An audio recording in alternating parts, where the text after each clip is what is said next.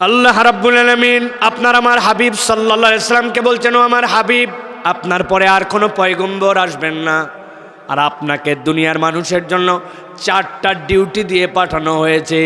আল্লাহ বলছেন, এর 1 নম্বর ডিউটি হচ্ছে আপনি আপনার উম্মতের কাছে এই কালামে হাকিম তেলাওয়াত করে শোনাবেন। 2 নম্বর ডিউটি হচ্ছে ইউজাক্কিহিম, তাদেরকে আপনি পুত পবিত্র করবেন, নফসের দিক থেকে তারা পবিত্র হবে। 3 নম্বরে আপনি তাদেরকে ইউআল্লিমুহুমুল কিতাব, এই কিতাবকে শিক্ষা দিবেন। আর 4 নম্বরে তাদেরকে আপনি প্রজ্ঞা শিক্ষা দিবেন, হিকমত শিক্ষা দিবেন। আল্লাহ বলছেন, ও আমার হাবিব, এখন আপনাকে আমি যে ওহী দিচ্ছি, ওই ওহীর মধ্যে আল্লাহ আপনাকে বলছেন ওয়াতলু আলাইহিম, আপনি আপনার উম্মতের কাছে তেলাওয়াত করে শোনান। কি শোনাবেন? আল্লাহ বলছেন একটা ঘটনা শোনান, না বা একটা মহা সংবাদ। কি সংবাদ?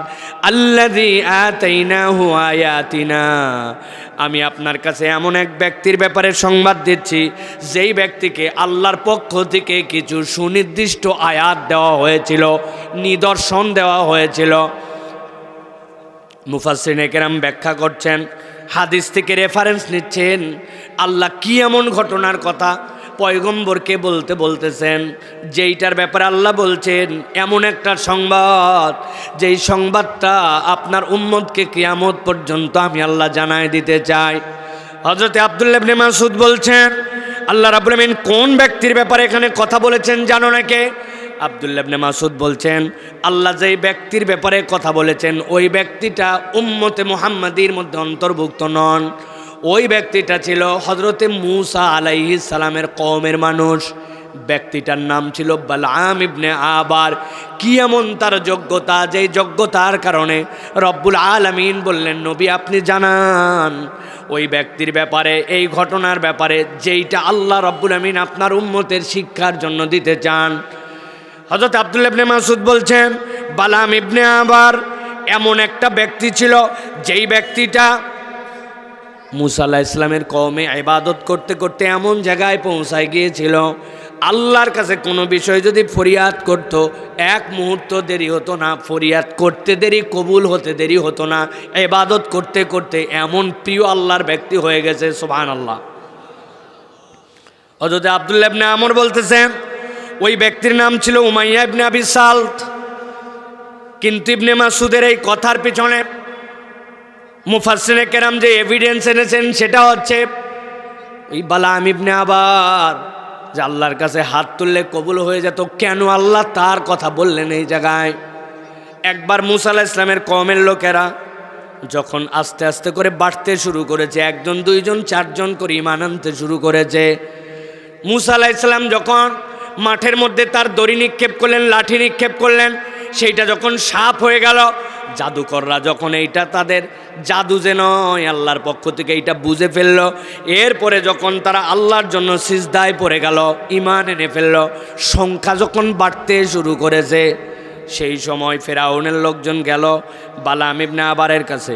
যাওয়ার পরে বলে, বালআম, আজকে তোমার জন্য অনেক হাদিয়া তোহফা নিয়ে আসছি, অনেক উপঢৌকন, আজকে তোমার কাছে একটা বিষয়ের আর্জি নিয়ে আসছি, তবে জেনে রাখো আজকে তোমার কাছে কোনো বিষয় কবুল করানোর জন্য পজিটিভ দোয়া নি নাই।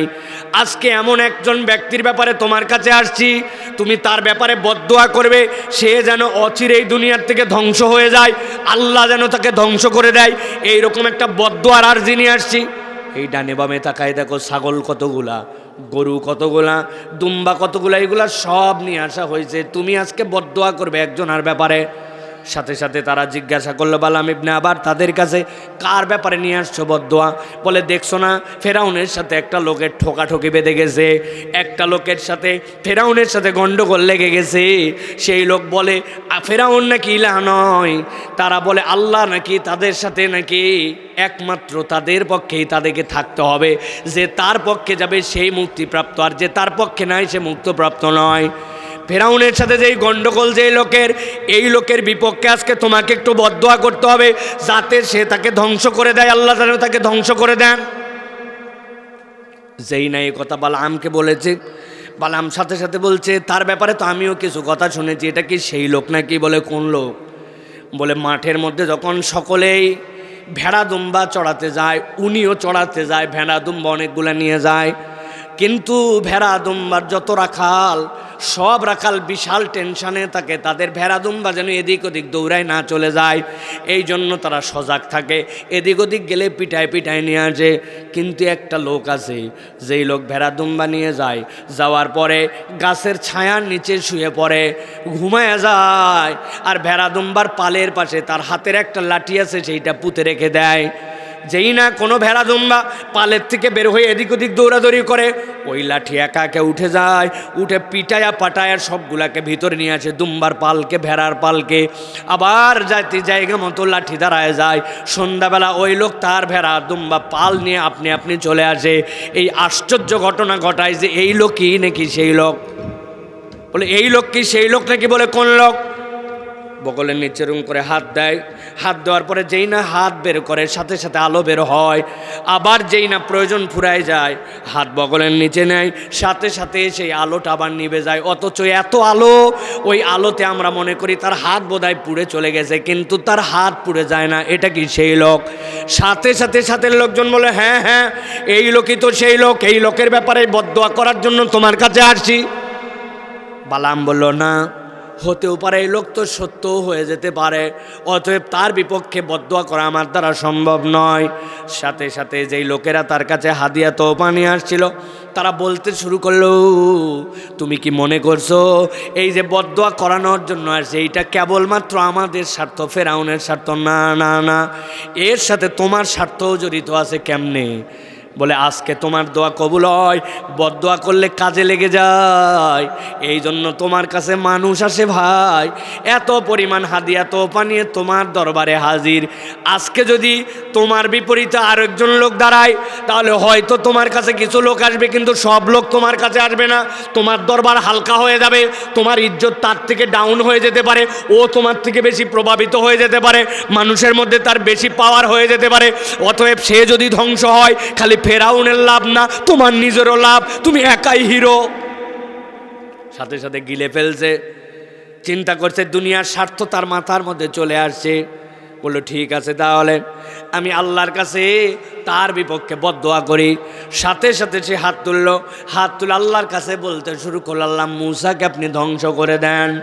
যেই নাই কথা বলেছে, আল্লাহ তাকে ইলহাম করে জানাই দিলেন, তোর দোয়া তো কবুল হবেই না, বরং সাথে সাথে জানায় দেওয়া হলো অতীতের আমল তোর সবগুলি বরবাদ, আর ভবিষ্যতে যতদিন হায়াতে থাকবে কোনোদিন তোর আর কোনো দোয়া কবুল করা হবে না। আল্লাহ কারণ ব্যাখ্যা করতেছেন, গভীর মনোযোগে খেয়াল করেন। আল্লাহ বলছেন, নবী বলেন, ওয়াতলু আলাইহিম নাবা আল্লাযী আতাইনাহু আয়াতিনা। ওই ব্যক্তি এরকম নয় যে আল্লাহর আয়াত চিনত না, আল্লাহর হককে সে চিনে না, এরকম নয়। বরং আল্লাহ বলছেন, আল্লাযী আতাইনাহু আয়াতিনা, যার কাছে সত্যটা পরিষ্কার ছিল, আল্লাহর আয়াতটা চিনে ফেলেছিল, কিন্তু সে চেনার পরেও, আল্লাহর আয়াত তার কাছে আসার পরেও সে এক নম্বর একটা অপরাধ করলো, ফানসালাখা মিনহা, জেনে বুঝেও সে তার মুখ সেখান থেকে সরায় নিল। আরবিতে ইনসিলাক বলা হয়। আপনারা লক্ষ্মীপুরের মানুষ দেখছেন কিনা? হঠাৎ করে সকালে দেখছেন, কিরে এই জায়গাতে সাপের খোলস পড়ে আছে, সাপ যে তার চামড়া বদল করে, দেখছেন জীবনে?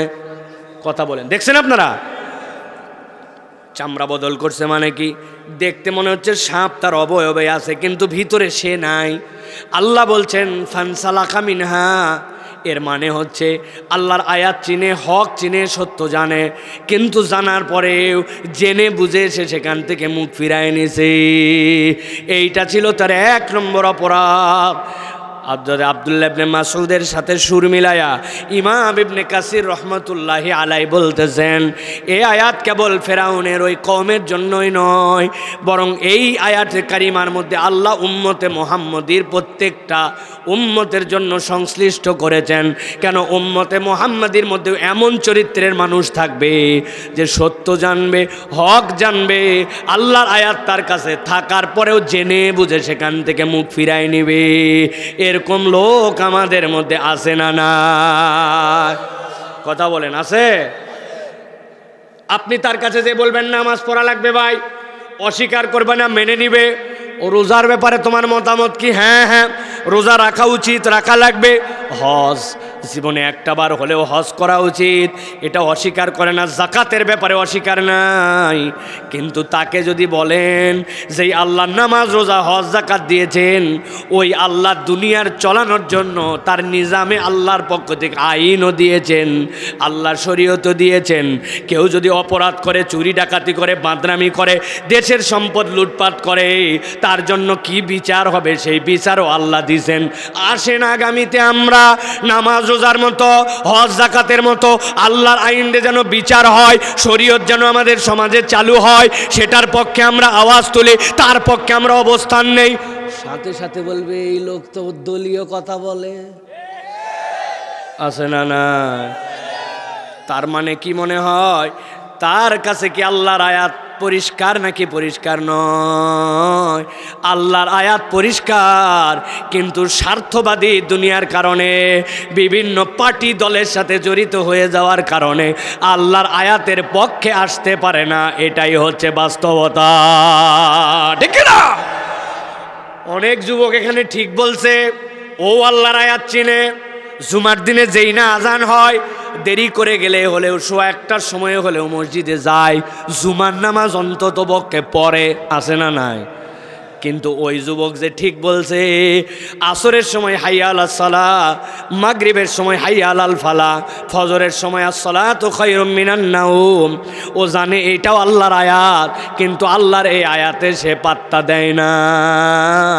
এরকম মুসলমান লক্ষ্মীপুরে না আছে? আমার আল্লাহ রাব্বুল আমিন বলেছেন কোরআনুল কারীমের মধ্যে, আমি আল্লাহ তোমাদের জন্য দায়িত্ব দিলাম, আল্লাহ রাব্বুল আমিন একমাত্র তার জন্যই তোমার ইবাদত করতে হবে। আর আল্লাহর ইবাদতের পরে 2 নম্বর তোমার দায়িত্ব, ওয়াবিল ওয়ালিদাইনি ইহসানা, তোমার পিতামাতার সাথে সদাচরণ করতে হবে, পিতামাতার কথা তোমাকে শুনতে হবে, শরীয়তের বিপক্ষে যদি না যায়, এরকম একটা কথাও বাপ মায়ের অবাধ্য হওয়া যাবে না। এটা কি আল্লাহর আয়াত না আয়াত নয়? কথা বলতে হবে, আয়াত না আয়াত নয়? কিন্তু এরকম সন্তান আপনার এলাকায় আছে কিনা খোঁজ নিয়ে দেখবেন তো। আগে সন্তান বাপ মাকে দেখে ভয় করত, আর এখন সন্তানের আচার আচরণ এমন হয়েছে ওই সন্তানকে দেখে বাপ মা ভয় করে, আছে না নাই? মাগরিবের পরে মা ফোন দিছে, বাবা কই আসিস? বলছে আর একবার যদি ফোন দাও আজকে বাড়িতে আসবো না, আছে না নাই? বাপ বলছে কি উদ্ভট মার্কা চুল কাটছিস? এটা তো মুসলমানের ঘরের সন্তান চুল কাটে না। বলে তাহলে বলে দাও বাড়ির থেকে চলে যাই, আছে না না? এরকম বেয়াদব জামা কাপড় পোশাক পরিচ্ছদ একটাও মুসলমানের মতো মনে হয় না। সামনে মানুষ বলে না, কিন্তু পিছনে তাকে বেয়াদব ছাড়া কোনো সম্বোধন করে না। 6, 7, 8, 9-এ পড়ে, দোকানের থেকে বিড়ি কিনে কোনার মধ্যে খায়, এরকম যুবক এলাকায়, তরুণ এলাকায় বোধহয় না, আছে না? ওরা কি জানে না আল্লাহ রাব্বুল আমিনের কোনটা আয়াত নয়? ভালো করে প্রত্যেকটা পয়েন্ট মুখস্থ রাখেন। আল্লাহ বলছেন, নবী জানায় দিয়ে রাখেন, আল্লাযী আতাইনাহু আয়াতিনা, যাকে আল্লাহর নিদর্শন দেওয়া হয়েছিল, আল্লাহর কোরআন দেওয়া হয়েছিল, আল্লাহ রাব্বুল আমিনের আয়াত দেওয়া হয়েছিল। আপনার আমার জীবনে সবচেয়ে বড় আল্লাহর আয়াত হচ্ছে আমরা বড় হওয়ার পরে কারো হাত দিয়ে শাহাদা পাঠ করি, ঈমান আনা লাগে নাই। মায়ের পেটের থেকে আল্লাহ আপনাকে আমাকে দৌলতে ঈমান দিয়া দুনিয়ায় পাঠাইছে, ঠিক না? যেই জাতি এখন পর্যন্ত 5 কল্লি পরবে না, খাড়া টুপি পরবে, ফারা জামা পরবে না, জুব্বা পরবে, কলার হবে না, হাত তুলবে না, বাদ দিবে, এইগুলো এখন পর্যন্ত সমাধান করতে পারে নাই। ওরা যদি বেঈমান হয়ে দুনিয়ায় আসতো, তাহলে আবু জেহেলের দুনিয়ায় বেঁচে থাকলে ঈমান আনা হয়তো সম্ভবত আপনার আমার দ্বারা হয়তো সম্ভব নয়। কথা মনে বোঝেননি না? আল্লাহ বলছেন ভালো করে বোঝো। 1 নম্বর অপরাধ তার ফানসালাকা মিনহা, আল্লাহর আয়াত থেকে মুখ ফিরায় নিল। যদি কেউ আল্লাহর আয়াত থেকে মুখ ফিরায়, আল্লাহ বলছেন সাথে সাথে সে 2 নম্বর একটা অপরাধে পড়ে যায়। কি অপরাধ? আল্লাহ বলছেন ফাআতবাহুশ শাইতানু ফাকানা মিনাল গাওয়িন। আল্লাহ বলছেন কেউ যদি আল্লাহর আয়াত, আল্লাহর নিদর্শন, আল্লাহর হুকুম, আল্লাহ রাব্বুল আলামিন যে বিধান আপনার প্রতি দিয়েছেন, জানার পরে বোঝার পরে সেখান থেকে যদি মুখ ফিরায় নাই, আল্লাহ বলছেন ফাতবাহুশ শাইতানু ফাকানা মিনাল গাওয়িন।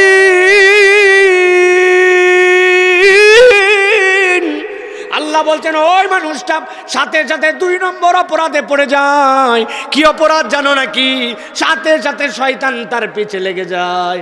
একবার যদি শয়তান তার অনুসরণ করতে শুরু করে, আল্লাহ গ্যারেন্টার হচ্ছে, নবী বলে দেন ফাআতবাহুশ শাইতানু ফাকানা মিনাল গাওয়িন। নিশ্চিত নিশ্চিত ওই বান্দা পথভ্রষ্ট হয়ে যায়। আল্লাহ রাব্বুল আমিন বলছেন ফাঁকা জায়গা ফাঁকা থাকে না, ভালো করে বোঝেন। আমার আব্বা একটা উদাহরণ দিতেন। অনেক সময় দেখছেন নদীর পার, বিভিন্ন ধরনের খালের পার সরকারি প্রজেক্ট থেকে অনেক সময় বোল্ডার দিয়ে দিয়ে বন্ধ করে পার আটকায় দেয়, দেখছেন নি? রাস্তার পার, রাস্তা যেন ধসে না যায় এরকম করে ব্লক বানায় বানায় ব্লক দিয়ে দিয়ে রাস্তার পার আটকায় দেয়, দেখছেন নি ভাই? আমার আব্বা বলতেন বাবারে, ওই ব্লকের উপর দিয়ে একটা ছেলে হেঁটে যাচ্ছিল, হঠাৎ করে প্রস্রাব চাপছে, চিন্তা করছে নিচ পর্যন্ত যেতে যেতে পা পিছলায় যেতে পারে, উপর থেকেই মুইতে দিছে। প্রস্রাব গড়ায় গড়ায় নিচে যাবে, তবে ব্লকের কোনাগুলা যেগুলা ভেঙে গেছে, কতক জায়গায় খাদরা মাদ্রা হয়েছে, কতক জায়গায় সিমেন্ট নাই, নিচে প্রস্রাব যাওয়ার আগে কোনা কাইচ্চা গর্ত খন্দক এইগুলা ভরবে, ভরার পরে তারপরে প্রস্রাব নিচে যাবে। এই গর্তগুলাকে ওভারটেক করে প্রস্রাব যাবে না, কথা ঠিক কিনা? ঠিক একই রকম যদি কোনো ভারওয়ালা দুধ নিয়ে যাচ্ছিল, যাওয়ার সময় যদি ভাতটা পিছলায় পড়ে, দুধগুলা যদি গড়ে যায়, দুধও নিচে যাবে। তবে যেইগুলা ভাঙ্গা গর্ত, ফাঁকা ফুঁকা, ওইগুলাকে দুধ দিয়ে ভরবে, তারপরে নিচে যাবে। উপর থেকে দুধ যাক আর মুখ যাক, নিচে যাওয়ার আগে ফাঁকা জায়গাগুলা পূরণ করে যাবে। আমাদের লাইফ যেইটা, ওইটার ছোট থেকে মৃত্যু পর্যন্ত আমাদের যে সার্কেল, ওইটার মধ্যে যদি আল্লাহ না থাকে, দিনের প্রতি মোহাব্বত না থাকে, ওই জায়গাগুলা শয়তান গর্তগুলা পূরণ করবে। আর যদি ওইটার মধ্যে আল্লাহ আল্লাহ রসুলের জিনিস ঢালার ইচ্ছা থাকে, ওইগুলা সবগুলোই দুধের মতো দুধ ভরায় তোমাকে ওই রাস্তাতেই নিয়ে যাবে। অতএব গর্ত ফাঁকা থাকে না। এখন জীবনের হিসাব মিলানো লাগবে যে আমার জীবনটা মুদ দিয়ে না দুধ দিয়ে ভরতেছে, একটু বাড়িতে যায় হিসাব মিলায়। এই কথা কোরআন থেকে বলতেছি আমি। আল্লাহ বলছেন ফাআতবাহুশ শাইতানু ফাকানা মিনাল গাওয়িন। আল্লাহ বলছেন আল্লাহর বিধান জানতে তুমি, কিন্তু পালন করো নাই, শয়তান তোমার পিছে লেগে গেছে। এই কথাটা মাঝে মাঝে আমি বোঝানোর জন্য বলি। আমরা অনেক সময় ভুল বুঝি। আপনাদের এলাকায় এরকম বকাবকি করেন কিনা? আমরা ঢাকাতে বাচ্চা কাচ্চাকে মাঝে মাঝে এরকম বকাবকি করে, এই শয়তানি করবি না, খবরদার। বলেন মানে কি ভাই? মানে তুমি মানুষ হিসেবে যেই কাজ করতেছো এটা তোমার কাজ নয়, তুমি শয়তানের অনুসরণ করতেছো। মাঝে মাঝে বাচ্চাদের এই খবরদার বাদরামি করবি না, বাদরামি করিস কেন? বলেন কি না? মানে কি? তুমি মানুষ, বান্দর যেরকম তিরিং বিরিং করে লাফায়, উল্টা পাল্টা কাজ করে, এটা তোমার কাজ নয়, তুমি মানুষের মতো করো, তুমি বান্দরের অনুসরণ করো কেন? ঠিক কিনা? কিন্তু আল্লাহ এই জায়গায় এই কথা বলেন নাই। আল্লাহ বলছেন আল্লাহর বিধান জানতে, আল্লাহর হালাল জানতে। আল্লাহর কোরআন তোমার কাছে পরিষ্কার ছিল, কোনটা আল্লাহর নির্দেশ এটা জানো, কিন্তু জানার পরেও মানো নাই। এখন তুমি শয়তানের অনুসরণ করো না। আল্লাহ বলছেন ফাআতবাহুশ শাইতান। এখন শয়তান তোমার ইমাম বানায়া, শয়তান এখন মুক্তাদি হয়ে গেছে। আর একবার শয়তান যার পিছে লাগে, আল্লাহ বলছেন ফাকানা মিনাল গাওয়িন, নিশ্চিত হয়ে যাও অবশ্যই অবশ্যই তুমি পথভ্রষ্ট হবে। নাউযুবিল্লাহ। গভীর মনোযোগ। এই জায়গায় তাহলে 2টা অপরাধ। 1 নম্বর অপরাধ জেনে বুঝে আল্লাহর আয়াত থেকে মুখ ফিরায় নিছে। 2 নম্বর শয়তান তার পিছে লেগে গেছে। আল্লাহ বলছেন নবী সামনে বেরোন, সামনে আগান, আপনার উম্মতের জন্য তেলাওয়াত করেন। আল্লাহ আয়াতে কারিমা দিলেন, ওয়ালাউ শি'না লারাফা'নাহু বিহা। ও আমার হাবিব, সে মনে করছিল আল্লাহকে না মানলে, আল্লাহর আয়াত না অস্বীকার করলে আমার বোধহয় দুনিয়াতে উপকার, আমার বোধহয় দুনিয়াতে ভবিষ্যৎটা উজ্জ্বল। কিন্তু আল্লাহ বলছেন, আপনি নবী জানায় দেন, ওয়ালাউ শি'না, যদি আমরা চাইতাম। আল্লাহ নিজেকে জমা মুতাকাল্লিম দিয়ে ব্যবহার করে বলতেছেন, যদি আল্লাহ চাইতেন, লারাফা'নাহু বিহা, সে যদি আল্লাহকে মেনে নিত, ডান বামে না তাকাতো, কোরআন সুন্নাহর অনুসরণ করত, আমি আল্লাহ বললাম, আমি চাইলে তার মর্যাদা আসমানে তুলে দিতে পারতাম। আল্লাহু আকবার। কিন্তু আল্লাহ বলছেন, সে তো আগে 2টা অপরাধ করছে, আল্লাহর বিধান তো মানলই না, উপরন্তু আরও 2টা নতুন অপরাধে নিমজ্জিত হলো। আগে ছিল 2টা অপরাধ, পরে হচ্ছে 2টা। একসাথে বলেন তো তাহলে টোটাল অপরাধ কয়টা? কয়টা? হাতগুলো এরকম করে নামান তো ভাই, ডান হাতটা এরকম রেডি করেন। আমি বলবো টোটাল অপরাধ কয়টা, একসাথে 4টা হাত তুলতে হবে। টোটাল অপরাধ কয়টা? সব হাত ওঠে নাই, আরেকবার হাত নামান একসাথে। টোটাল অপরাধ কয়টা? একবার মুখস্থ করে নিয়ে বাড়ি যাবেন। কালকের থেকে ওয়াজ পাড়া মহল্লায়, চায়ের দোকানে, আপনার স্ত্রীর কাছে মুখস্থ করে ওয়াজ করবেন। আমি আপনাকে সেই রকম করে ওয়াজ করতেছেন, ওয়াজ শিখাই দিয়ে যাচ্ছে আপনাকে আল্লাহর কোরআন। আল্লাহ বলছেন, নবী জানাই দেন তার 3 নম্বর অপরাধ কি? ওয়ালাকিন্নাহু আখলাদা ইলাল আরদ। আল্লাহ বলছেন তার 3 নম্বর অপরাধ হচ্ছে সে নিরেট জমিনমুখী হয়ে গেল, তার মুখটাকে একবারে মাটির দিকে করে ফেললো। আরবিতে খুলদুন বলা হয়। সেই প্রাণী ঘাস খাওয়ার সময় মাথা নিচু করে, পানি খাওয়ার সময় মাথা নিচু করে, ওই যে খড় খাওয়ার সময় মাথা নিচু করে। যে খাবারই আপনি মাটিতে রাখেন মাথা নিচু করে খায়। আপনার এলাকায় এরকম প্রাণী আছে নাকি ভাই? কি নাম? গরু। আরেকটা কি? গরু, ছাগল, ভেড়া, মহিষ, উট, দুম্বা, এইগুলা সবগুলা জমিনের দিকে মুখ করে দিয়ে রাখে। আল্লাহ বলছেন সে মানুষ, কিন্তু আল্লাহ বলছেন ওয়ালাকিন্নাহু আখলাদা ইলাল আরদ, সেও মাটির দিকে মুখ করলো। মানুষ আবার কেমনে মাটির দিকে মুখ করে? মানুষ তো হাত দিয়ে খায়, মানুষ তো প্লেট প্রয়োজনে এই জায়গায় তুলে খায়। দুনিয়ার কোনো মানুষ তো উপর হয়ে এরকম করে চাটে খায় না। খাইছে নাকি ভাই? ডাল যদি শেষে একটু পাত্রে থেকেও যায়, তাহলে ওইটা পাত্র মুখের কাছে নিয়ে টান দিয়ে খায়। দুধ ভাত খাওয়ার পরে দুধ যদি থেকে যায়, ওই দুধ হলেও তুলে খায়, ওই জায়গায় মুখ নিয়ে যায়, মাটির সাথে খায় না, ঠিক না? কিন্তু আল্লাহ বলছেন না, ওয়ালাকিন্নাহু আখলাদা ইলাল আরদ, ওই মানুষটা নিরেট দুনিয়াদার হয়ে গেল। আল্লাহ প্রাণীর সাথে উদাহরণ দিয়েছেন, সে খায় না ওরকম করে, কিন্তু তার চাল চলন, আচার আচরণ, ব্যবসা বাণিজ্য, তার লেনদেন কেবলমাত্র দুনিয়ার জন্য সে যা ইচ্ছা তাই করতে পারে। অথচ তাকে ব্যতিক্রম বানানো হয়েছিল। কেমন ব্যতিক্রম? এই দুনিয়াতে আল্লাহর সৃষ্টিগুলা 3 ভাগে বিন্যস্ত। কয় ভাগ? একদল সরীসৃপ, মুকিব্বান আলা ওয়াজিহি, মুখের ভর দিয়ে চলে। ওই যে টিকটিকি, ওই যে তেলাপোকা, ওই যে কেঁচো, ওই যে আপনি কুমির যেইটা দেখেন, ওইগুলা সবগুলা জমিনের ভর দিয়ে চলে। আপনি আমি দেখি মুখের ভরে চলে। আমার আল্লাহ বলতেছেন, নবী জানাই দিয়ে রাখেন, ও মুখের ভরে চললেও হালতে মুখের ভর, কিন্তু তার অবস্থাটা হচ্ছে আল্লাহর কাছে সিজদার হালত। সুবহানাল্লাহ।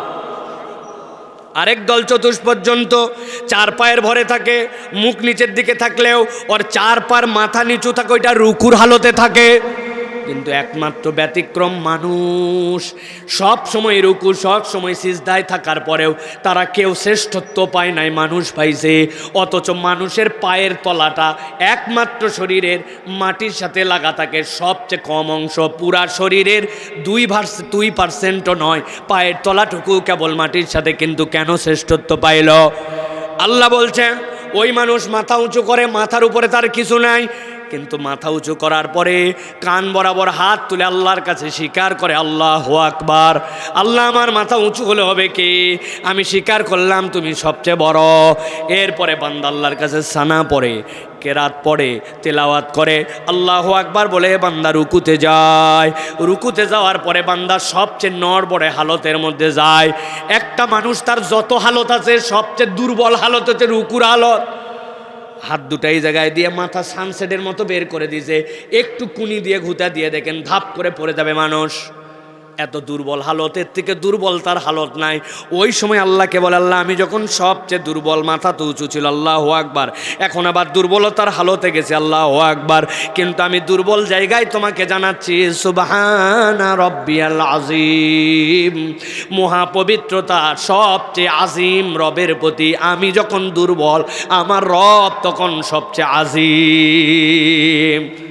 ওই বান্দা সামি আল্লাহু লিমান হামিদা বলে উঠেছে, আল্লাহ বান্দার উত্তর দিচ্ছেন, ও বান্দা নামাজে মনোযোগ ছিল, কিছু সময় ছিল না, তিলাওয়াত পুরোপুরি শুদ্ধ না, আল্লাহ চেষ্টা করতেছি তারপরেও হচ্ছে না, তোর কি কনসেন্ট্রেশন 100%?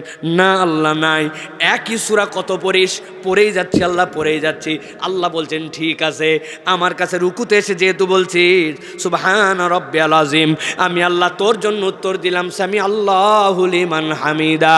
আমার বান্দা যা প্রশংসা করেছে, ভুল হোক ত্রুটি হোক, চেষ্টা করেছে, মনোযোগ ছিল না, কিন্তু তার মানে এই নয় বান্দার কথা আল্লাহ শোনেন নাই। সামি আল্লাহ শুনেছেন তিনি আল্লাহ লিমান হামিদা, যেই ব্যক্তি আল্লাহর প্রশংসা করেছে। সুবহানাল্লাহ। বান্দা খুশি হয়ে বলেছে রব্বানা লাকাল হামদ হামদান কাসীরান তাইয়িবান মুবারাকান ফি। এবার বান্দা আল্লাহর কাছে সিজদায় চলে গেছে। কাফের মুশরিকরাও সিজদা দিত, ইহুদিরাও দেয়, নাসারারাও দেয়। আপনারা নেটে সার্চ করে দেখবেন ইহুদিরা কিভাবে সিজদা দেয়। দাঁড়ায় দাঁড়ায় ওয়ালের সাথে সিজদা দেয়, নাসারারাও সিজদা দেয়, কিন্তু একমাত্র ব্যতিক্রম সিজদা আমরা দেই, হিন্দুরাও সিজদা দেয়। দেখবেন একবারে শুয়ে যায়, মাথা সমান, পিঠ সমান, পাছা সমান, পা সমান, কিন্তু ইমানদারের সিজদাটা ব্যতিক্রম। আল্লাহর বান্দা দুইটা হাত, কপাল, নাক, দুইটা হাঁটু, দুইটা পায়ের মাথা দিয়ে সিজদা দেয়। ইহুদি নাসারারা দূরের কথা, মুশরিকরা পর্যন্ত আল্লাহর নবীকে এসে বলছে কি এইটা ধর্ম, কি এমন সিজদা যেই সিজদায় কপাল নিচে থাকে আবার নিজের পশ্চাৎ দেশ উপরে থাকে, এরকম সিজদা তো আমরা দেখি নাই। আল্লাহ বলছেন ওই বান্দায় অঙ্গগুলা দিয়া এই ললাটটা যেটা সবার উপরে ছিল এখন লাগাই দিয়েছে। দেওয়ার পরে বান্দা এখন বলছে আল্লাহ আমি তো সবসময় সিজদার হালতে থাকতে পারি না, রুকুর হালতে থাকতে পারি না, কিন্তু আল্লাহ আমার কপাল এখন নিচে লাগাইছি আর তোমার কাছে ঘোষণা দিচ্ছি সুবহানা রব্বিয়াল আ'লা, আমার এর থেকে নিচে যাওয়ার যোগ্যতা নাই। আমি যখন সবচেয়ে নিচে, আমার আল্লাহ তখন সবচেয়ে উপরে।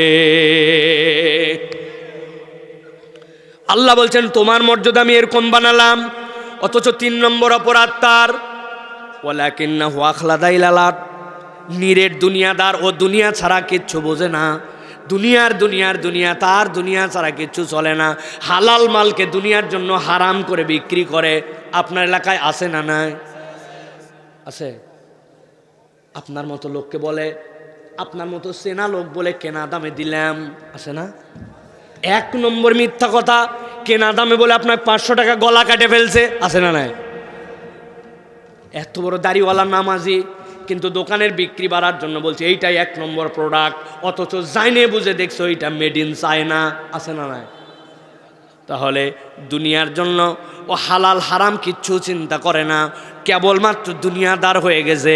আল্লাহ বলছেন এটা হচ্ছে তার 3 নম্বর অপরাধ। আমি বেশি উদাহরণ দিলাম না, নিজেদের জীবনের হিসাবগুলো মিলায় নিয়েন যে আমরা দুনিয়ার জন্য আখেরাতকে বরবাদ দিয়ে, আল্লাহকে বরবাদ দিয়ে, ইসলামকে বরবাদ দিয়ে, নবীর আদর্শকে বরবাদ দিয়া আমরা যা ইচ্ছা তাই করতে পারি, কেবল দুনিয়ার স্বার্থ আর অন্য কোনো স্বার্থ নাই, ঠিক কিনা? আল্লাহ বলছে তুমি তো কোনো এরকম ছেলের সাথে মিশতে পারো না যেই বেটা বেনামাজি। ও বলতেছে আমার মহল্লার লোক এ কয়টা, আমি এর ছাড়ার কার সাথে মিশতে পারি? আল্লাহ বলছেন তোমার নবীর মাধ্যম দিয়ে নেশা যেখানে, মাদকাসক্ততা যেখানে, তার সাথে তোমার সম্পর্ক নাই। অথচ আপনি খুঁজে দেখেন বন্ধু বান্ধব যেগুলা ঘরে সবগুলা নেশাগ্রস্ত। বিড়ি সিগারেট, তামাক জর্দা, বিড়ি সিগারেটের মধ্যে আবার সুন্দর করে মাল মশলা ভরায়া আপনি মনে করেন বিড়ি খায়, আসলে বিড়ি খায় না, গাঁজা খায়। তবে সব সময় খায় না, ঈদের সময় খায়, পিকনিকে খায়, শিক্ষা সফর যখন মাদ্রাসা থেকে স্কুল থেকে যায় তখন ওই বাসের মধ্যে খালি খায়। আছে না নাই? আল্লাহ বলছেন কেন? ওয়ালাকিন্নাহু আখলাদা ইলালার, ও নিরেট দুনিয়াদার হয়ে গেছে, মুরব্বী। আপনি মনে করছেন আপনি আমি পার পেয়ে গেলাম।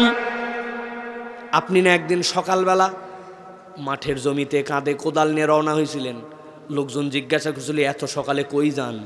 আপনি বলছেন বাবা রোদ উঠলে আর কাজ করতে পারি না। আসলে তো আপনি মিথ্যা কথা বলছেন। আপনি মাঠে গেছিলেন, আপনার সাথে যার জমি লাগানো ওই পারের জমিওয়ালা এখনো আইল কাটে পারে নাই, আপনি জমির আইল কাটার নাম করে আপনার জমিটা একটু 4 আঙ্গুল ঠেলতে যান। আছে নাকি এরকম ভাই? বুঝে বলেন, আন্দাজি হো হা করে আমাকে ঝামেলার মধ্যে ফেলায় না। আছে না? বলছে হাজী সাহেব আপনার ছেলের বিয়ে না? হ্যাঁ। কিছু দেওয়া টেওয়া লাগবে নাকি?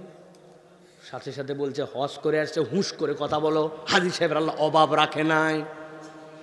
যদি কিছু কথা বলতে হয় তাহলে ওই মেয়েদের জামাই আছে তাদের সাথে কথা বলো। বলছে সরি আসলে আমরা বুঝি নাই, কিছু দেওয়া লাগবে নাকি? হাজী সাহেবের ছেলের সাথে যে বিয়ে, ওই হাজী সাহেবের কোনো চাহিদা নাই। তবে আপনাদের যদি বুঝ ঠিক থাকে তো আপনারা বোঝেন গা, বিয়ে দেওয়ার পরে মেয়ে তো লক্ষ্মীপুরে থাকবে না, ঢাকায় যাবে। যদি একটা ইয়ামা এফজেডএস দেন আমরা চড়বো নাকি? আপনার বেটিক নিয়েই ঘুরবে হাজী সাহেবের বেটা। যদি একটা বড় আপনারা টিভি দেন আপনার মেয়েই দেখবে। ভালো যদি একটা ফ্রিজ দিয়ে ঘর সাজায় দেন আমরা গুড়াগাড়া মাছ দেশি মাছ পেলে পাঠাবো, আপনার মেয়েরাকে আরাম করে খাবে, আমাদের কোনো চাহিদাই নাই। বলছে ঠিক আছে, আপনাদের মতো শরীফ লোক হয় না, আমরা বুঝে ফেলছি আপনাদের কোনো চাহিদা নাই। এরকম কৌশল করে হাজী সাহেব, ইমানদার সাহেব, নামাজি সাহেব, আল্লাহর বান্দা পরিচয় দেয়, কিন্তু নিরেট দুনিয়াদার হয়ে যাওয়ার কারণে কৌশলে যৌতুক খায়। লক্ষ্মীপুরে এরকম পরিবার না, এদিকেও আছে। আল্লাহ রাব্বুল আমিন বলছেন এটা হচ্ছে তার 3 নম্বর অপরাধ। ওয়ালাকিন্নাহু আখলাদা ইলালার। এবার আল্লাহ বলছেন তার 4 নম্বর অপরাধ কি জানো নাকি? আল্লাহ বলছেন 4 নম্বর অপরাধ হচ্ছে ওয়াত্তাবা হাওয়া। সে তার মন পছন্দ জীবন চালায়। ওয়াত্তাবা হাওয়াহু, আল্লাহ বলছেন অনুসরণ করে তার প্রবৃত্তিকে, তার নফসকে অনুসরণ করে। আল্লাহ যে মানে না এরকম না, আল্লাহ মানে, আল্লাহকেও লাগে, তবে আল্লাহকে লাগে তদ্দূর যদ্দূর পর্যন্ত তার স্বার্থের প্রয়োজন হয়। যেখানে আল্লাহকে লাগে না ওই জায়গায় বাদ দেয়। এরকম মুসলমান আমাদের এলাকায় আছে ভাই। 30শে রমজান পর্যন্ত মহিলার হিজাব দেখে কি? বাপরে পর্দার পর্দা, কিন্তু ঈদের দিন ওই মহিলার আর পর্দা নাই। উনি এমন বেহায়া ড্রেস পরে ঘোরে যে মানুষ লজ্জায় তার দিকে তাকায় না। এরকম মহিলা আপনার এলাকায় আসেনি? কারণ মরার সংবাদ শোনে ফুল হেজাবি, ফুল পর্দা, কিন্তু কারো বিয়ের দাওয়াত পাইলে উনার পর্দার থাকে না। এরকম মহিলা আছে না ভাই? আছে। ওয়াত্তাবা হাওয়া, আল্লাহ বলছেন তুমি মানো, তবে তোমার নফসকেও তুমি অনুসরণ করো। এরকম মুরব্বির কথা আমি আমার জীবনে অন্তত পক্ষে 500 মাহফিলে বলেছি। আপনাদের এলাকায় আছে কিনা জানি না। আসরের নামাজ পড়ে এক মুরব্বি মসজিদ থেকে বেরিয়ে আসছে, একজন ধরছে চাচা বড় ঝামেলায় পড়ছি, 1000 টাকা একটু হাওলাত দেন। সাথে সাথে বলছে ঝামেলা বাড়াস না, হাতে টাকা নাই সর। বলছে চাচা রে বাচ্চাটার ডাক্তার দেখানো লাগবে, হঠাৎ করে নিউমোনিয়ার মতো হয়ে গেছে, ওষুধ কেনার টাকা নাই, 1000 টাকা। বললাম ঝামেলা করিস না, চল। বলছে চাচা না বুঝে তো আপনার কাছে আসি নাই, এত চাচা থাকতে আপনার কাছে কেন আসছি? আগেই ঝাড়ি মারেন কেন? কেন আসছিস? বলে আজকে হচ্ছে শনিবার, 1000 টাকা দেন, আল্লাহ মাসালা আগামী মঙ্গলবার বাদ আসর 1250 ক্যাশ রিটার্ন। বলছে বেকুব কোথাকার, মানুষকে হাতে করে টাকা নিয়ে ঘুরে নাকি? বাড়ির চল। বাড়িতে নিয়ে যাওয়ার পরে 1000 দিয়ে দিছে, দিয়ে আবার বলছে লাগলে আরো বল। তো চাষিও বসে নাই, মুরব্বী মানুষ বাড়িতে বসতে কি করবে? 25,000 টাকা সেও খাটাচ্ছে। তবে যা বলবি তাড়াতাড়ি কর, মাগরিবের আজান হয়ে গেছে, ছোট দিনের বেলা আমি জামাতে যাই নামাজ ধরবো। আসরের নামাজ পড়েছি, দাদনে টাকা লাগায়া সুদে টাকা খাটায়া এত বড় দাড়িওয়ালা টুপিওয়ালা মুসলমান নামধারী আবার মাগরিবের নামাজ তকবির উলার সাথে জামাতে ধরতে চায়, এরকম কতকগুলা খাটাস মার্কা মুনাফেক চরিত্রের মুসলমান নামধারী আছে না? না এলাকায় আছে? দু একজন এর মধ্যে আছে ভিতরে? না, তাকায় দেখেন না একটু, আছে নাকি এখানে? এখানেও আছে। আমার আল্লাহ বলছেন, নবী আপনি জানায় রাখেন চরিত্রটার 4 নম্বর ওয়াত্তাবা হাওয়া। নামাজের ইসলাম লাগে, রোজার ইসলাম লাগে, কিন্তু সে নফসকেও ইলা বানায় রাখছে, তদ্দূর পর্যন্ত নেয় যদ্দূর পর্যন্ত তার লাগে, আর যেখানে লাগে না সেখানে আর নেয় না। ঠিক না? ওর বাচ্চাকে সকাল 8টার সময় মারে, বাড়ির মধ্যে বাপ মা মিলে উভয় মিলে পিটাচ্ছে, পাশের বাড়ির থেকে বলে আম্মা এত মারেন কেন, আপা এত মারেন কেন, বাচ্চাকে এত শাসন করে নাকি? কথা বলবেন না আপনি? শাসনের সময় কথা বলতে হয় না? কেন শাসন করি জানেন? ব্যাককল কোথাকার ইংরেজিতে দুর্বল, ক্যালকুলাস পারে না, ক্লাস 9-এ উঠে গেছে। অনেক কষ্ট করে লক্ষ্মীপুর সদরে একটা প্রাইভেট দিছি, মাসে মাত্র 8 দিন, নিবেই না ব্যাস ফুল, তাও 8,000 টাকা দিয়া। বেয়াদব কোথাকার, সকাল 8টা বাজে ঘুমের থেকে ওঠে না, 8 দিন প্রাইভেট, তাও যায় না। মারবো না মানে গায়ের চামড়া তুলে ফেলা দরকার। বলেন তো এই শাসন করা ঠিক আছে কিনা? ঠিক আছে, উচিত। কিন্তু যেই বাপ মা সকাল 8টায় বাচ্চা কোচিংয়ে যায় না জন্য 8,000 টাকা নষ্ট হয়, ক্যালকুলাস লাগবে, ইংরেজি লাগবে জন্য সন্তানকে শাসন করে, ওই মুসলমান পিতা মাতায় মাসকে মাস চলে যায়, তার সন্তানকে চর থাপ্পড় দিয়েও কোনোদিন ফজরের নামাজে জামাতে পাঠায় না। এরকম মুসলমান লক্ষ্মীপুরে না। আন্দাজি আছে? আছে বলেন না, কিসের আছে? আমরা কিসের আছে? আছে আবার কি? তা আমাদের পরিবার কে? আল্লাহ বলতেছেন বুঝ করো, ওয়াত্তাবা হাওয়া, তুমি তোমার নফসের অনুসরণ করছো। তোমার নফস বলছে দিনের দুনিয়ার স্বার্থে তোমার বাচ্চার কোচিং দরকার, ওই জন্য কোচিংয়ে পাঠাইছো। আবার তোমার নফস চাই নাই যে জাহান্নাম থেকে বাঁচানোর জন্য তোমার দরকার তোমার সন্তানকে নামাজি বানানো, ওইটা তোমার নফস চানে নাই জন্য তারে পাঠাও নাই, আবার তুমি মুসলমান পরিচয় দাও। ঠিক কিনা? এই দুনিয়াতে সন্তানের জন্য সবচেয়ে বড় শত্রু অনেক সময় পিতামাতা। যাইস না বাবা রাত্রেবেলা, কি হয় না হয়, এই রাস্তায় চলিস না বাবা, ডাকাতি হতে পারে, উমুকে তোর শত্রুতা করতে পারে, টাকা পয়সা সামলা। আপনি সন্তানকে শত্রু চিনান, কিন্তু আপনি নিজেই জানেন না যে আপনি সন্তানের জীবনের সবচেয়ে বড় শত্রু। আপনি এত বড় দাড়ি নিয়ে ঘোরেন, পাঞ্জাবি টুপি নিয়ে ঘোরেন, হুজুরের মজলিসে যান, জিকির করে একদম তাল তাল সমান করে ফেলেন, কিন্তু আপনার বাড়িতে পর্দা নাই, আপনার সন্তানের মুখে দাড়ি নাই, আপনার মেয়েটা এখন পর্যন্ত বাইরে যাওয়ার পরে বেহায়ার মতো কাদের সাথে ঢলকায় ঢলকায় গল্প করে, আপনি খবর নেন নাই। আল্লাহ বলছেন ওয়াত্তাবা হাওয়া, তুমি তোমার নফসের ইতাআত করেছো, আল্লাহকে নিছো তোমার যত দূর লাগে, আর যত দূর লাগে না সেখান থেকে তোমার নফসই তোমার জন্য ইলা। ঠিক না? সমাজ আপডেট হয়ে গেছে, এখন বাচ্চা কাচ্চাকে অত নিয়ন্ত্রণ করা যায় না, তার মানে কোরআন পরিবর্তন করার দরকার, তাই তো না? নতুন করে নবী আসা দরকার, তাই তো না? কারণ ইসলামের যে বিধান সেটা দিয়ে আপনি বুঝতেছেন হচ্ছে না। অথচ আল্লাহ রাব্বুল আমিন বলে দিয়েছেন আল-ইয়াউমা আকমালতু লাকুম দীনাকুম ওয়া আতমামতু আলাইকুম নি'মাতি ওয়া রাদিতু লাকুমুল ইসলাম দীনা। মৃত্যুর বাড়িতে আল্লাহর দেওয়া তরিকায় আপনার শোক হয়, কিন্তু আনন্দের বাড়িতে আল্লাহর দেওয়া তরিকায় আনন্দ হয় না। কে? লক্ষ্মীপুরে বিয়ে শাদী হয়তো না ভাই? হয়, যুবকেরা হয়। মামাতো বোনের বিয়ে, খালাতো বোনের বিয়ে, আপন বোনের বিয়ে, নাতির বিয়ে, নাতনির বিয়ে, আত্মীয়র বিয়ে হয় না? হয় না? ইসলামের বিয়ের বিধান আছে ভাই। ইসলামের বিয়ের প্রথম বিধান হচ্ছে একটা ফরজ, ইজাবার কবুল। 2 নম্বর ওয়াতুন নিসা সাদুকাতিহিন্না নিহলা, মেয়েদেরকে আপনার পক্ষ থেকে দেনমোহর দিতে হবে সাধ্যের মধ্যে যদ্দূর কুলায় 1,01,01,101 টাকা, উসুল 21,000। ওরে বেয়াদব, ভক্কর চক্কর এরকম নয়। ও আতুন্নিসা সদুকাতিহিন্না নিহলা। 3 নম্বরে আকেল বালেক 2 জন সাক্ষী রাখা লাগবে। 4 নম্বরে নবী বলছেন আউলিমুয়ালাউ বিশাতিন, একটা ছাগলের বাচ্চা দিয়ে হলে অলিমা করো, অলিমার অনুষ্ঠানে খেজুর খাওয়াও। তোমার বিয়েটা প্রয়োজনে দব বাজায় মানুষকে জানায় দাও যে বিয়ে হচ্ছে, এটা যেন গোপন না থাকে, সবাই যেন জানে। এটার একটা সামাজিক নিরাপত্তা আছে। ইসলামের বিয়ে এই পর্যন্ত শেষ, লক্ষ্মীপুরের বিয়েকে এই পর্যন্ত শেষ।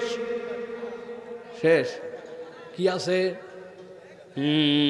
3-4 দিন আগের থেকে মেহেদি সন্ধ্যা, 2 দিন আগের থেকে হলুদ ও সন্ধ্যা, 1 দিন আগের থেকে ক্ষীর খাওয়ানি, আগের দিনে ভাবি কর্তৃক গা ডলে ডলে গোসল করানি, আর 7 দিন আগের থেকে এলাকার সবচেয়ে ভালো ডেস্ক বক্স যেগুলা ওইগুলা নিয়ে যাইয়া বাড়ির 2 পাশে দিয়া আলোকসজ্জা করে, এরপরে উদাম পাদাম হিন্দি গান, ইংরেজি গান, আছে না? যেই বাড়ির থেকে এরকম ঢিষ্টি আসরের নামাজ পাশের মসজিদে, ওই বাড়ির থেকে এক মুরব্বী আসতেছে, চিনতে পারছে এই বাড়ির বিয়ের লোক। এক লোক ধরছে, এই চাচা আপনার বাড়িতে কি শুরু হয়েছে? এই যে ঢিষ্টি ব্যাপারটা কি? নামাজ কালাম মানতেছেন না, দিন রাত মানতেছেন না, বাচ্চা কাচ্চা মুরব্বী অসুস্থ কিছুই মানতেছেন না, পাগল বানায় ফেললেন। থাম, তোরও বেটি আছে, কিছুদিন পরে তোরও বিয়ে দেওয়া লাগবে। এইগুলাকে আমি করতে চাইছি নাকি? এটা এলাকাবাসী করছে, নাতি নাতনিরা করছে, এখানকার যুবকরা একটু করতে চায়, আছে না? না, শেষে বলতেছে রাগ করিস না রে, একদিনই তো, আজকে বিয়ে হয়েছে, কালকে অলিমা হলে শেষ, চল বাবা নামাজ পড়ে আসি। হাজি সাহেব নামাজ পড়ে, হাজি সাহেব নামাজের দাওয়াত দেয়, কিন্তু তার বাড়িতে গান বাজনা, বেলাল্লাপনা, বেহায়াপনা, সেইটা নাকি এলাকাবাসী চায়, নাতি নাতকুর চায়, ছোটরা চায়, মহল্লাবাসী চায়, জন্য করে। তার মানে নামাজের ইলা আল্লাহ আর গান বাজনার ইলা হচ্ছে উনার নফস আর এলাকাবাসী। ঠিক না? আছে আপনাদের? আছে ভাই? আমার আল্লাহ রাব্বুল আমিন বলছেন, নবী আপনি জানায় দেন এদের হচ্ছে 4টা অপরাধ। ভালো করে আবার মুখস্থ করেন। আল্লাযী আতাইনাহু আয়াতিনা ফানসালাকা মিনহা, আল্লাহর হুকুম যে বুঝতো না তা না, শুনলাম না, সাপের মতো খোলস ফালায় দিলাম, বডি নিয়ে চলে গেলাম। 2 নম্বরে তার অপরাধ হচ্ছে শয়তানের অনুগামী হয়ে গেছে, শয়তান তার পিছে লেগে গেছে, পাত্তা দেয় না। রাখ, দুনিয়ায় এরকমই। এ কি নবীর যুগ নাকি? সাহাবীদের যুগ নাকি? এখন এরকমই যুগ, আপডেট যুগ। ওই সময় বিদ্যুৎ ছিল না, অমুক ছিল না, তমুক ছিল না, অ্যান্ড্রয়েড মোবাইল ছিল না, কিচ্ছু ছিল না। এখন মোবাইল থাকলে একটু গান বাজনা শোনা লাগে, নাটক টাটক দেখতে না চাইলেও চলে আসলে দেখা লাগে। ওই যুগ আর এই যুগ মিলবে না। আল্লাহ বলতেছেন ফাতবাহু শয়তান, শয়তান তার পিছে লেগে গেছে। 3 নম্বর আল্লাহ বলছেন ওয়ালাকিন্নাহু আখলাদা ইলাল্লাহ, সে নিরেট দুনিয়াদার হয়ে গেছে। দুনিয়ার জন্য যা ইচ্ছা তাই করতে পারে, ডাজেন্ট ম্যাটার, এটা কোনো বিষয় নয়। বিয়ের আগে এই সম্পর্ক কেন? বলছে বিয়ে করে প্রথম দিন থেকেই চেনা নাই জানা নাই একজন মানুষের সাথে যদি হয় কেমন হলো, এই জন্য আগের থেকে একটু সব সেটেল করে নিচ্ছি। আছে না? তোমার আব্বা কেমনে বিয়ে করছিল, দাদা কেমনে বিয়ে করছিল, তুই দুনিয়ায় কেমনে আসছিলি, একটু হিসাব মিলাইস ভাই। 4 নম্বরে ওয়াত্তাবা হাওয়া, সে তার নফসের অনুসরণ করে। আল্লাহ বলছেন নবী বলে দেন এই 4 অপরাধ যার, আল্লাহর কাছে তার একটা উদাহরণ আছে। আল্লাহ বলছেন, নবী বলেন ফামাসালুহু কামাসালিল কালব ইন তাহমিল আলাইহি ইয়ালহাস আও তাতরুকুহু ইয়ালহাস যালিকা মাসালুল কওমিল্লাযীনা কাযযাবু বিআয়াতিনা। নবী বলে দেন সমস্যা নাই, এই 4 অপরাধ যার মধ্যে আছে আল্লাহর কাছে তার উদাহরণটা হচ্ছে কুকুরের মতো। বলেন তো আল্লাহর কাছে কার মতো? হয় নাই, একসাথে বলতে হবে, একটা মুখ বন্ধ রাখা যাবে না। আল্লাহর কাছে তার উদাহরণ হচ্ছে কুত্তার মতো। বলেন কারা কারা বাদ দিছে? আরেকবার বলেন, তার উদাহরণ কার মতো? আচ্ছা স্যার জোরে বলেন, কার মতো? কুত্তার মতো। বলে হুজুর মাহফিলে 4 বার কুত্তা বলালেন, আমি আপনাকে এমনি এমনি এত জোরে বলাই নাই, আপনি যা ভাবতেছেন তা নয়। আপনি ভাবছেন কুত্তা একটা নাপাক প্রাণী, কুত্তা খাওয়া তো জায়েজ না? জায়েজ? কুত্তা হারাম না জায়েজ? এমনকি কুকুর যদি আপনি বাড়িতে পোষেন সেটা পর্যন্ত ইসলাম এলাও করে না। কুত্তা যদি কোথাও চেটে দেয় কয়বার ধোয়া লাগে? 7 বার। শেষবার কি দিয়া? মাটি দিয়া, ডিটারজেন্ট দিয়া। তাহলে কুকুর কত নাপাক, কত খারাপ। ওর গায়ের মধ্যে যদি ভেজা থাকে, ওই ভেজা যদি আপনার গায়ে লেগে যায় তাহলে আপনার জন্য সেই পোশাক পর্যন্ত নাপাক হয়ে যায়। আল্লাহ বলছেন এই 4টা অপরাধ তার উদাহরণ কুকুরের মতো। আপনি ভাবছেন এইগুলার জন্য? না না না না, এইগুলার জন্য আল্লাহ উদাহরণ দেন নাই। এই জন্য আপনার মনের মধ্যে ঢুকানোর জন্য আমি আওয়াজ করে বুঝাইছি। আল্লাহ বলছেন তার উদাহরণ কুত্তার মতো। আমি অনেক সময় বলি কুকুরের 2টা স্বভাব মানুষের থেকে বেটার। একটা হচ্ছে কুকুর হচ্ছে বিশ্বস্ত। কি? কেমনে?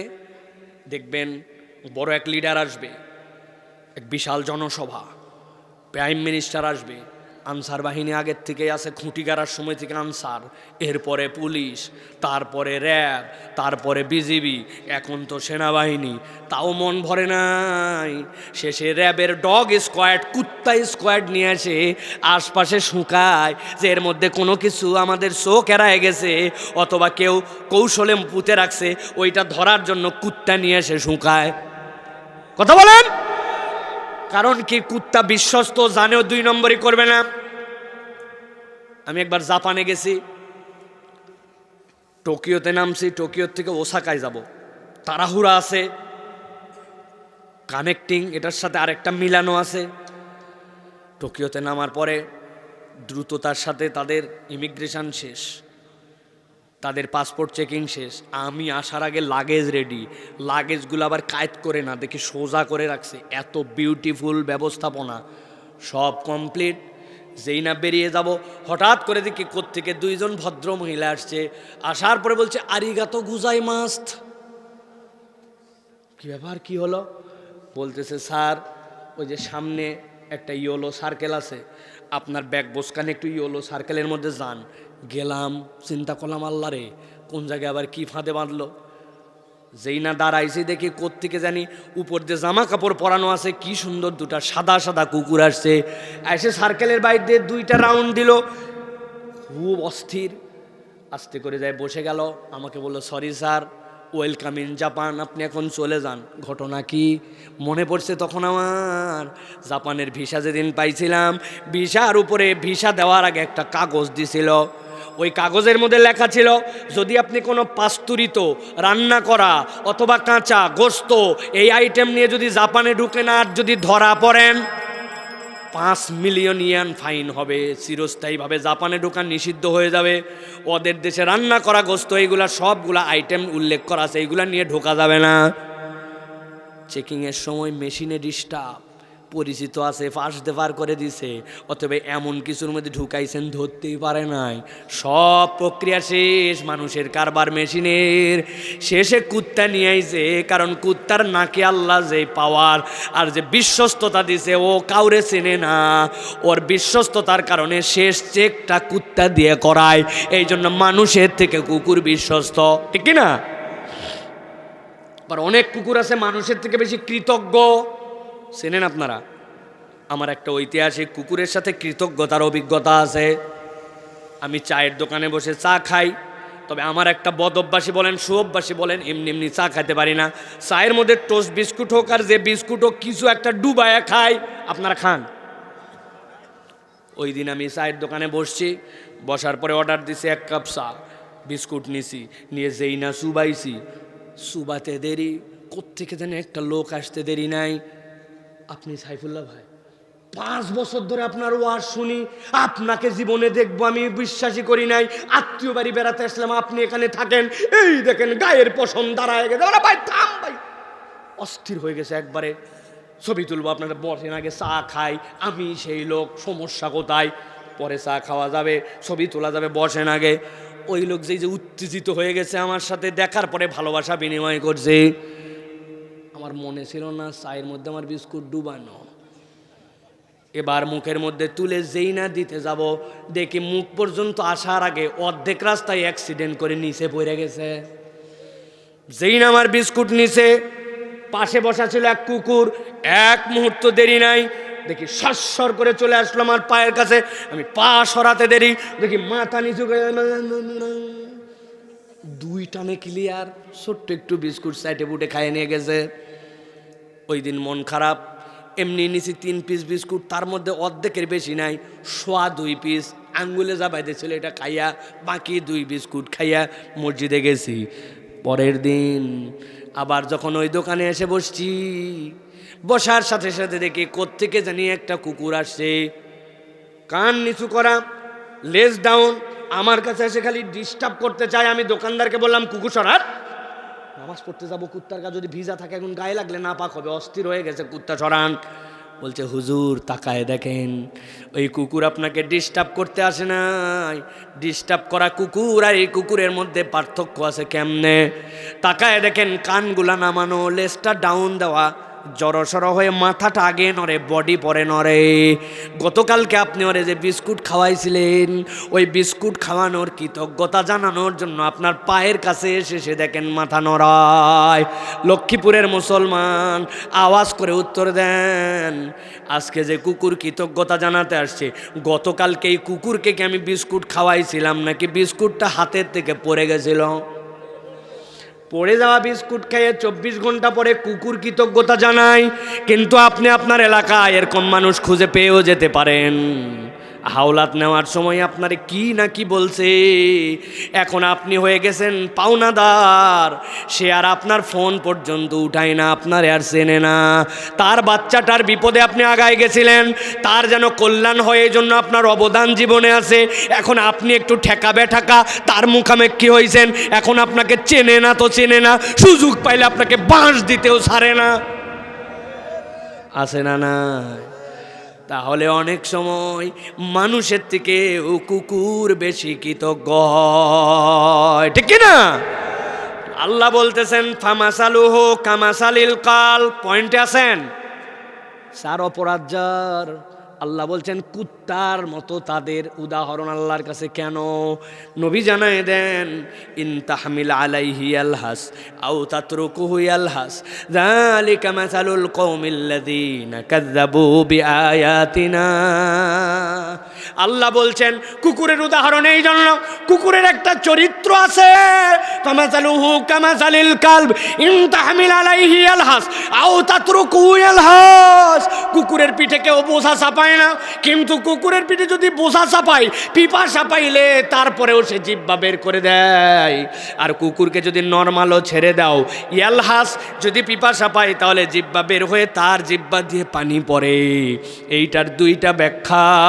কুকুরের চরিত্র অস্থির, আর কুকুরের চরিত্রটা এমন পিপাসার্থ যখন হয়, আর পিপাসার্থ যদি নাও হয়, তার চঞ্চলতাটা তার শরীরের মধ্যেই থাকে। এখান থেকে মোড়ে যাবে, মোড়ের দোকানে যাবে, মনে হচ্ছে যেন 4র্থ বিশ্বযুদ্ধ লেগে গেছে, অর্ধেক হাঁটতে পারে না, তার বেশি দৌড়ায়, কোনো কাজ নাই, ওখান থেকে আবার ঘুরে আসতেছে, হাঁটতে পারে না, খালি দৌড়ায়। কুকুর যা চলাচল করে 3 ভাগ খালি দৌড়, ঠিক কিনা? কি ব্যস্ততা তার! শীতের মধ্যেও যদি হাঁপায় যায়, জিহ্বা দিয়ে লাল পরে, গরমেও যদি হাঁপায়, জিহ্বা দিয়ে লাল পরে, পিপাসা যদি হয়, আরবিতে লাহাসুন মানে জিহ্বা দিয়ে লাল পরে। আল্লাহ বলছেন আমিও চ্যালেঞ্জ দিলাম, আল্লাহর আয়াত না জেনে বুঝে তুই অস্বীকার করছিলি, তোর পিছনে শয়তান লাগছিল, তুই না নিরেট দুনিয়াদার হয়েছিলি, আর তুই না দুনিয়ার বুকে নফসকেও মানছিস আবার আল্লাহকেও মানছিস, তোর ইচ্ছা খেয়াল খুশি মতো চলাচল করছিস, তোর জিন্দগিটা আমি কুকুরের মতো অস্থির বানায় দেব। দুনিয়াতেও তোর লোভ লালসা, দুনিয়াতেও তোর পিপাসা নিববে না, পরকালেও তোর পিপাসা নিববে না। দুনিয়াতেও জিন্দগি অস্থির হবে, পরকালেও অস্থির হবে। আল্লাহর কথা শোনা লাগবে না, কিন্তু আল্লাহ তোর জীবনটা কুত্তার সাথে মিলায় দিবে। আমার তরুণরা বলবে, হুজুর একটু আগে তো আমাদেরকে বকাবকি করলেন, 5G জেনারেশনের মানুষ আমরা, 5G। লক্ষ্মীপুরের অনেক ডাবের গাছে পানি নাই, কি জন্য জানেন হুজুর? ওই যে নেটওয়ার্কের টাওয়ারের কারণে ডাবের ভিতরে পানি শুকায় গেছে, ডাব ছোট হয়ে গেছে। আপনি আছেন সেই মানধাত্তা আমল নিয়ে, এখন দুনিয়াটাই অস্থির, প্রতিযোগিতার দুনিয়া। একটু চলাচল করতে একটু প্রতিযোগিতা নিয়ে চলতে হয়, একটু অস্থিরতা না থাকলে চলে না। কম্পিটিশনের দুনিয়া, মাইনে নিলাম। তুমি আর কম্পিটিশন কি করছো? আল্লাহর দয়া আমরাও কম্পিটিশন করছি। কিন্তু জিজ্ঞাসা করি আপনার কাছেই, দুনিয়ার জীবন নয় অস্থিরতার কথা বলে পার করলাম, কিন্তু দুনিয়ার জীবনের ডাক শেষে যখন কবরে যাবে, এই তারুণ্য, এই যুবক, এই বয়স্ক কাল, এই যে বালেগের পরের থেকে হায়াত, এই যে অস্থিরতার জীবনটা পার করলাম আল্লাহ, ওইটার উত্তর কি কবরে যায় ও বলা যাবে তো যে আল্লাহ কবরের জীবনে অস্থির হয়েছে, সমস্যা নাই, যাবে তো বলা না? হিসাব মিলায়েন, আল্লাহর চ্যালেঞ্জ গ্রহণ করেন না। আল্লাহ বলছেন দুনিয়া আখিরাতকে আল্লাহ অস্থির বানায় দিবেন। সময় নেই এখন, এই জন্য বললাম না, তাছাড়া 2 মিনিট সময় দিতাম। মিলান চাচা, কেন জানি আমাদের জীবন থেকেও বরকত উঠে গেছে, আপনার আমার জীবনেও আর স্থিরতা নাই, ঠিক না? মুরব্বীরাই আমাদেরকে বলে আগে স্বাদ ছিল দুধে, এখন নাকি স্বাদ নাই। আমরা তো আগে ছিলাম না, কিন্তু মুরব্বীরাই বলে কি চাচা, আগে সময়ে বরকত ছিল, এখন নাকি সময় নাই, সপ্তাহ শুরু হতে হতে শেষ হয়ে যায়। অথচ মুরব্বী আগে কাজ করতে এখন বেকার, অবসর, ঠিক কিনা? হায়াত। আল্লাহ রাব্বুল আমিন বলছেন দুনিয়া আখিরাতের জীবনটা কুকুরের মতো বানাবো। এখন আমাদেরকে সিদ্ধান্ত নিতে হবে, আমরা কি মানুষের জীবন চাই না কুকুর? আওয়াজ করে বলতে হবে, আমরা কি কুকুরের জীবন চাই না মানুষ? কুকুর না মানুষ? কুকুর না মানুষ? আমার আলোচনা শেষ, 2টা আয়াত দিয়ে শেষ করব। আল্লাহ বলতেছেন, নবী বলে দেন, ফাকসুসিল কসাসা লাআল্লাহুম ইয়াতাফাক্কারুন। তুমি যদি মানুষের জীবন চাও, নবীকে বলছেন আপনি কিসসাটা বারবার বলেন, আবার বলেন, ফাকসুসিল কসাসা লাআল্লাহুম ইয়াতাফাক্কারুন। আশা করা যায় ওরা চিন্তা করে ময়দান থেকে উঠবে। চিন্তা যদি করেন মানুষের জীবন, চিন্তা না করলে কুত্তার জীবন। যত কুকুর দেখবেন বুঝবেন এটাই হচ্ছে আমি এই ক্যারেক্টারে আল্লাহর কাছে আছে। চিন্তা মানে কি? আগেও বেনামাজি ছিলাম, এখনও বেনামাজি, আগেও মিথ্যুক, এখনও মিথ্যুক, আগেও 2 জায়গায় বসলে 3 জনের ব্যাপারে গীবত, এখনও গীবত, আগেও বিড়িখোর, এখনও বিড়িখোর, আগেও বান্দার হক নষ্টকারী, আগেও, পরেও তাই। এইটা যদি হয়, আল্লাহ বলছেন তুমি চাইলেও কুত্তার জীবন, না চাইলেও কুত্তার জীবন। আর আল্লাহ বলছেন লাআল্লাহুম ইয়াতাফাক্কারুন, ওরা চিন্তা করে চলতে শুরু করেছে। আল্লাহ অতীতে ভুল করে ফেলছে, কিন্তু আজকের থেকে সিদ্ধান্ত নিলাম আমি তো মানুষের জীবন চাই। সে প্রত্যেকটা পদক্ষেপ চিন্তা করে করে ঘোরে, চিন্তা করে করে আল্লাহর দিকে আসে। আল্লাহ বলছেন অতীতের গুনাহ মাফ করে আল্লাহ তাকে নতুন একটা মানুষের জীবন দিয়ে দিবে। সর্বশেষ আল্লাহ বলছেন তবে এক শ্রেণীর লোক থাকবে, সাআ মাসালাল কওমুল্লাযীনা কাযাবু বিআয়াতিনা,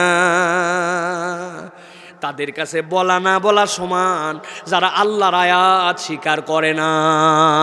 আমরা কি আল্লাহর আয়াত স্বীকারকারী না অস্বীকারকারী? অস্বীকারকারী না স্বীকারকারী? আল্লাহ বলছেন তবে একদল আছে বলা না বলা সমান, সাআ মাসালাল কওমুল্লাযীনা কাযাবু বিআয়াতিনা, আনফুসাহুম কানু ইয়াজলিমুন, তারা তাদের নফসের প্রতি জুলুমকারী, তাদেরকে বললেও যা না বললেও তা। অতএব দুইটা সিদ্ধান্ত নিয়ে উঠতে হবে। আমরা যদি আল্লাহর আয়াতের স্বীকারকারী হই আর মানুষের জীবন চাই, তাহলে আল্লাহর আয়াত শোনার পরে দেরি করার সুযোগ নাই, মানা লাগবে। আর প্রত্যেকটা ধাপ হিসাব করে করে চিন্তা ভাবনা করে চলা লাগবে, ঠিক না? তোমার বন্ধু তোমাকে জাহান্নামে নিয়ে যাচ্ছে, তুমি তারে বন্ধু বলতেছো কেমন করে? এটাই তো একটা লজ্জাজনক ব্যাপার।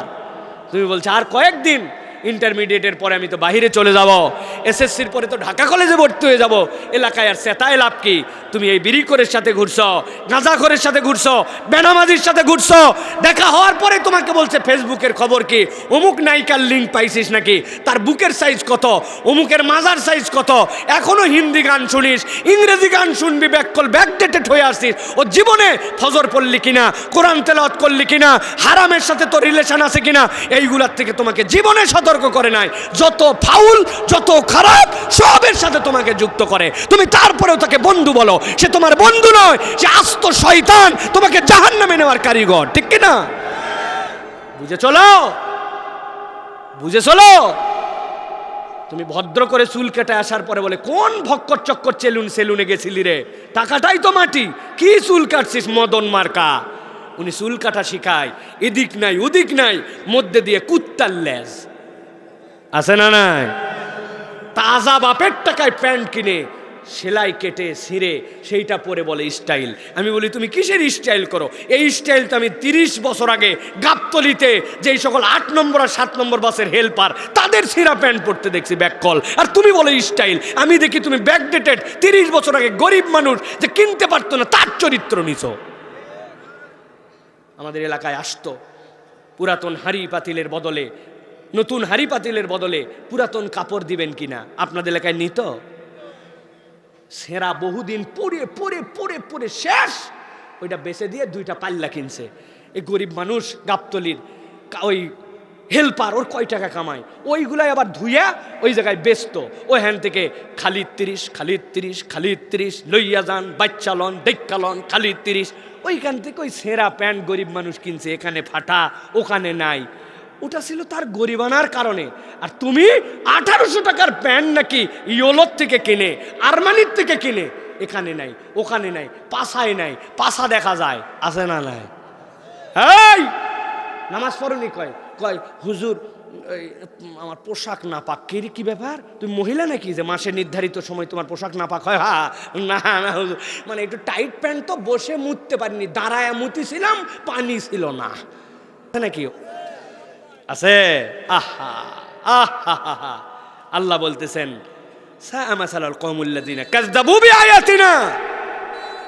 তোমাকে বলা না বলা সমান, তুমি শুনে গেছো কিন্তু আমল করো নাই।